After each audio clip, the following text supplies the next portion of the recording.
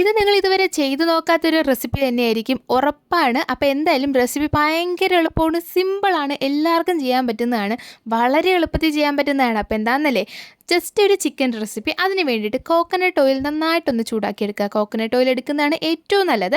അതിലേക്ക് നമുക്ക് മുളക് പൊടി, മല്ലിപ്പൊടി, മഞ്ഞൾപ്പൊടി, മസാലപ്പൊടി, ഉപ്പ് ഇത്രയും ചേർത്ത് നന്നായിട്ട് ചൂടാക്കുക. എന്നിട്ട് അതിലേക്ക് വേവിച്ച ചിക്കനും അതിൻ്റെ വെള്ളവും കൂടെ ചേർത്ത് നന്നായിട്ട് തിളപ്പിച്ചങ്ങ് എടുക്കുക. ഇത്രയേ ഉള്ളൂ റെസിപ്പി. ഭയങ്കര സിമ്പിളാണ്, എന്നാൽ ഇതിൻ്റെ ടേസ്റ്റ് അപാരമാണ്.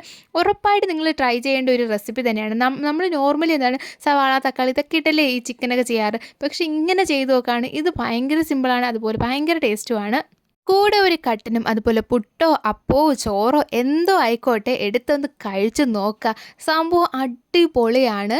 നമുക്ക് ഭയങ്കര സിമ്പിളായിട്ട് വീട്ടിൽ എളുപ്പത്തിൽ ചെയ്യാൻ പറ്റുന്നതാണ്. നിങ്ങൾ ആരും ഇതുവരെ ഇത് ട്രൈ ചെയ്ത് കാണില്ല എന്നാണ് എൻ്റെ ഒരു വിശ്വാസം. ട്രൈ ചെയ്തിട്ടുണ്ടെങ്കിൽ കമൻറ്റ് ചെയ്യുക. അപ്പോൾ എല്ലാവർക്കും ടാറ്റാ.